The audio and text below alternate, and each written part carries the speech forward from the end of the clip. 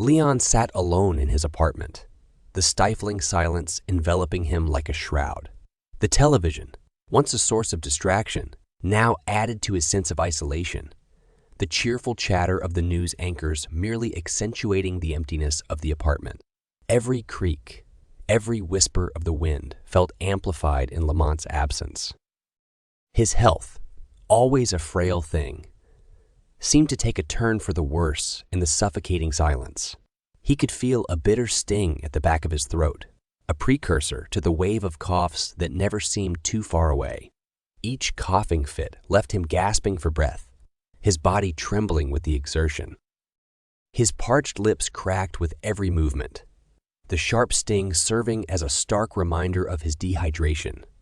The water bottle sat unopened on the coffee table, just out of reach. He made several attempts to grab it, but his trembling hands refused to cooperate. Each failed attempt only added to his growing frustration. His weakness, a stark reminder of his dependency. His vision blurred, and a wave of dizziness washed over him. His body felt heavy, the simple act of sitting upright a battle of wills. A feverish heat seemed to radiate from his core, setting his skin alight with a sickly warmth. His clothes clung to his sweat-drenched body, offering no respite from the discomfort. His mind wandered to Lamont, a painful longing gnawing at his heart. He missed his nephew, his presence, his laughter, even their arguments. His mind taunted him with images of Lamont, bringing forth memories that were both comforting and distressing. He could almost hear Lamont's voice, feel his firm hand on his shoulder. But each time he reached out, his hand closed on nothing but empty air.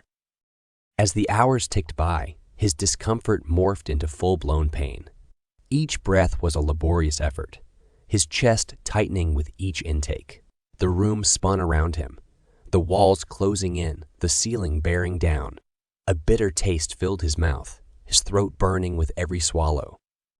Yet, through it all, he held on, clung onto the hope that Lamont would return, that help was just around the corner. As the darkness crept in, the silence bearing down on him, Leon was left to face his plight alone. His breath came in shallow gasps, his body trembling. And so, Leon found himself at the mercy of his deteriorating health. The cruel irony of his predicament not lost on him. Alone and ill, he yearned for his nephew, for relief, for an end to his torment. But for now, all he had was his resilience, his silent prayers, and the relentless passage of time. As Leon's body struggled with the physical torment, his mind started to drift into the past. There, in the recesses of his memories, he found respite. The pain in his body seemed to recede into the background as he walked once more through the corridors of his past, reliving moments that had shaped him, molded him into the man he was today. He was back in the sunlit streets of his childhood, where he had spent countless hours playing with Melvin. Melvin, the name brought a bittersweet smile to Leon's lips. He could see his friend's face as clearly as if it were yesterday. The easy smile, the sparkling eyes full of life, the infectious laughter that resonated in the deepest corners of Leon's heart. They had been more than friends. They were brothers by choice, bound by a bond stronger than blood. His mind wandered to the promise he made to Melvin. He remembered the day vividly, the fear in Melvin's eyes, the tremor in his voice as he asked Leon to take care of Lamont. It was a day etched in Leon's memory, a day of loss, of heartbreak, the day he had lost his best friend. Melvin had left for a better opportunity, a chance to make a life for himself and Lamont. But fate had other plans. The news of Melvin's accident had hit Leon like a sledgehammer, shaking him to his very core.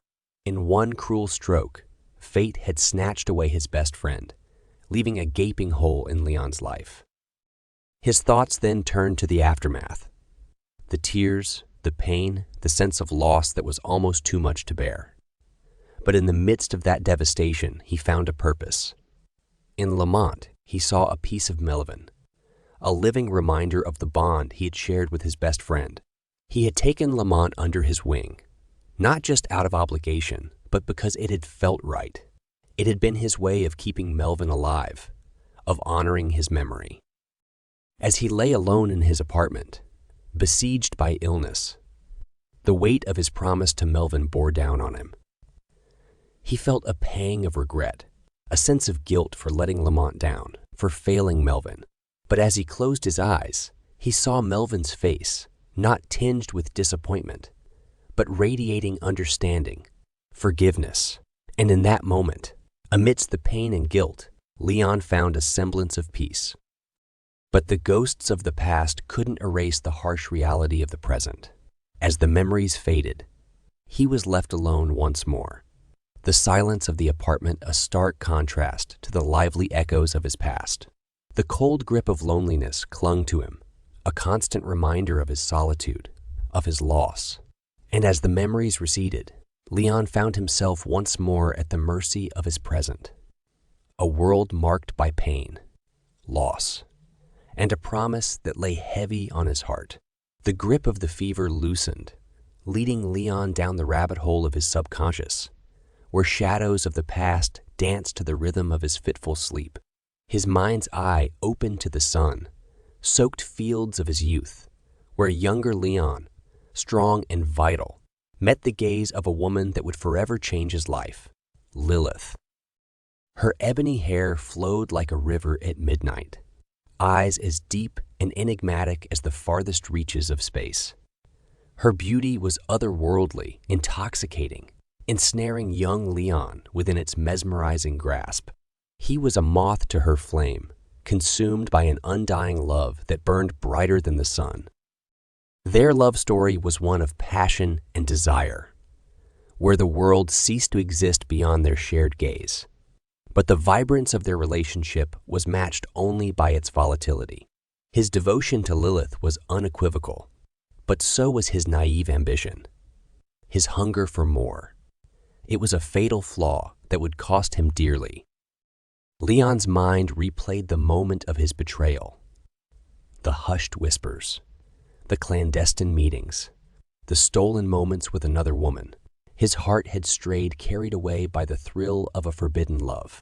He could still remember the crushing guilt, the gnawing regret, and the dread that seized him when Lilith discovered his secret.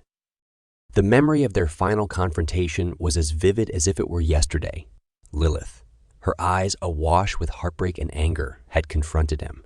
Her words, laced with the venom of a love betrayed, echoed through the caverns of his memory. "You will know suffering, Leon. You will know what it means to lose the ones you love." Her curse, born out of love and betrayal, had left an indelible mark on his soul. As the fever dream continued its cruel dance, Leon was forced to relive his past mistakes, his failures. His betrayal had cost him the love of his life, and the curse Lilith left in her wake had painted his life with strokes of misfortune.